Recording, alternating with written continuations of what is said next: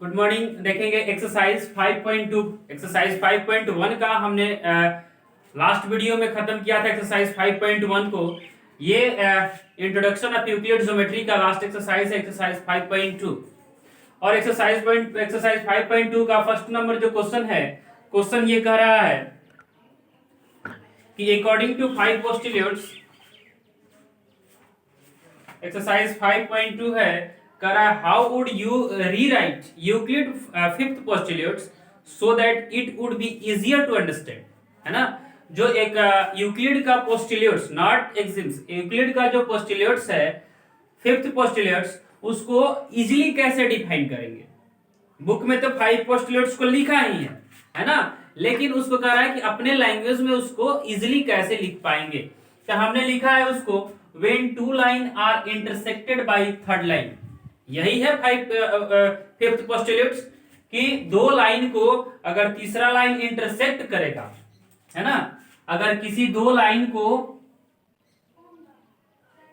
इस तरह कोई लाइन है यहां पे, इसको अगर तीसरा लाइन कोई इंटरसेक्ट करेगा, when two line are intersected by third line such that the sum of interior angle is less than 180, that side of line, that side of two lines intersected on same side, है ना। कहने का मतलब क्या है, हमने तो इसको बताया ही है इंट्रोडक्शन क्लास में पोस्टुलेट्स और एक्सिम्स को, है ना। तो वहां पे फिफ्थ पोस्टुलेट्स को जो हम बता रहे थे उस समय क्या था कि जब किसी भी टू लाइंस को कोई थर्ड लाइन इंटरसेक्ट करेगा तो इसके इंटीरियर एंगल का सम, यहाँ पे इंटीरियर एंगल का सम करने वाला है, यहाँ पे इंटीरियर एंगल, ये इंटीरियर एंगल, ये भी इंटीरियर एंगल और ये भी इंटीरियर एंगल, है ना।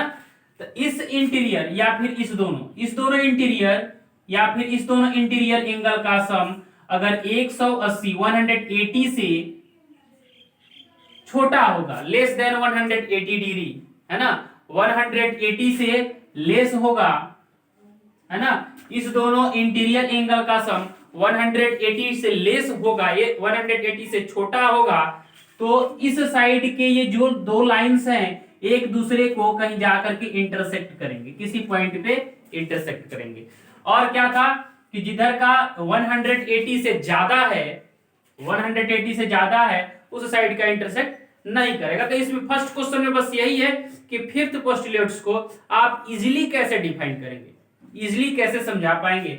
तो हमने लिखा when two line are intersected by third line such that the sum of the interior angle is less than 180 degree, that side of two lines intersected on the same side, उसी side जिसमें 180 से कम होगा उसी side में जाकर के intersect करेगा। तो क्वेश्चन नंबर 1 को समझ पा रहे होंगे। क्वेश्चन नंबर 2 देखेंगे। एक्सरसाइज 5.2 का क्वेश्चन नंबर 2 है does Euclid fifth postulates imply the existence of parallel line, explain, है ना। कह रहा है imply the existence of parallel line, क्या ये फिफ्थ पोस्टुलेट्स जो है क्या आपको पैरेलल लाइन के बारे में कुछ बता रहा है, पैरेलल लाइन के तरफ इशारा कर रहा है, पैरेलल लाइन को इंडिकेट कर रहा है। क्वेश्चन नंबर 2 कहने का मतलब यही है, does Euclid fifth postulates imply the existence of parallel line, explain। कह रहा है कि जो यूक्लिड का फिफ्थ पोस्टुलेट्स है पैरेलल लाइन के तरफ इशारा कर रहा है, पैरेलल लाइन के बारे में बता रहा है। क्या यहां से पैरेलल लाइन के बारे में कुछ सोच सकते हैं? तो इसको देखो हमने लिखा है अकॉर्डिंग टू फिफ्थ पोस्टुलेट्स। देखो फिफ्थ पोस्टुलेट्स यहीं पे जो अभी जस्ट इस वीडियो में हमने किया उसी से इसको दोनों को एक ही साथ कर रहे हैं कि यहाँ पे जो क्वेश्चन किया है वही है। यहाँ पे देखो अकॉर्डिंग टू फिफ्थ पोस्टुलेट्स, जब ये लाइन है इस तरह से,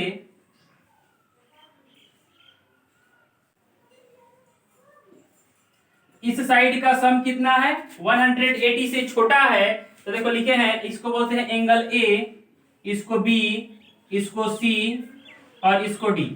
ओके, इधर में ए और बी का सम अगर 180 से छोटा है तो इस साइड में अगर इसको प्रोड्यूस करेंगे, आगे बढ़ाएंगे, तो ये जाकर के कहीं इस लाइन को इंटरसेक्ट करेगा, है ना, कहीं कट मिलेगा, मीट होगा कहीं पे। तो हमने लिखा according to fifth postulates angle A plus angle B, अगर एंगल ए और एंगल बी का सम 180 से छोटा होता है और सी और डी का 180 से बड़ा होता है, सो इस दोनों केस में line meet on that side, sum of two interior angles are less than 180 degree.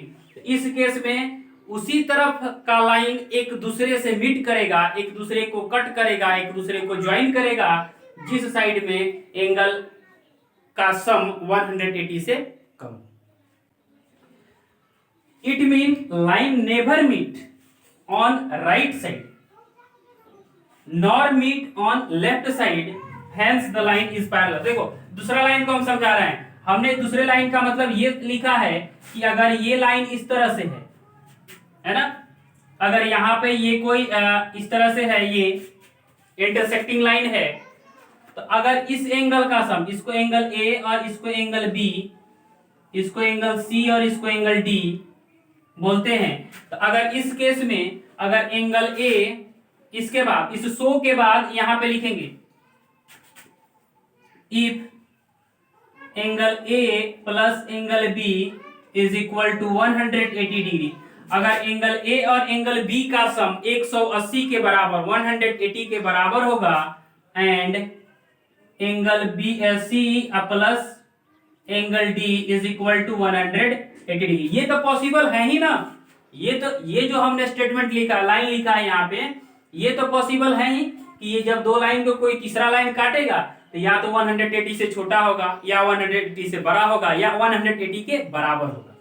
Case तो बस तीन ही होगा यहाँ पे। क्लियर है कहानी कि ये जब लाइन इस टू लाइंस को कोई थर्ड लाइन काटेगा तो या तो ये जो दोनों एंगल का सम होगा 180 से बड़ा होगा या फिर 180 से छोटा होगा या फिर 180 के बराबर होगा। तो हमने इस लाइन को इस लाइन से इंटरसेक्ट किया, हमने केस क्या लिया यहाँ पे कि अगर if angle A plus angle B is equal to 180 degree और angle C A plus angle D is equal to 180 degree, it mean, उसके बाद लिखेंगे it mean line never meet right side nor meet on left side.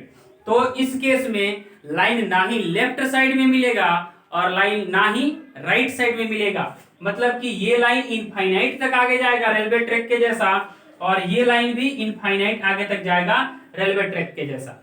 और ये railway track का हमने example दिया था कि रेलवे ट्रैक क्या है, ये एक पैरेलल लाइन को इंडिकेट कर रहा है। तो हमने लिखा it mean line never meet on right side nor meet in left side, hence the line is parallel.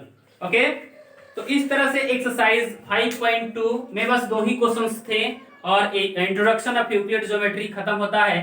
Next chapter को नेक्स्ट वीडियो में स्टार्ट किया जाएगा। Okay, thank you.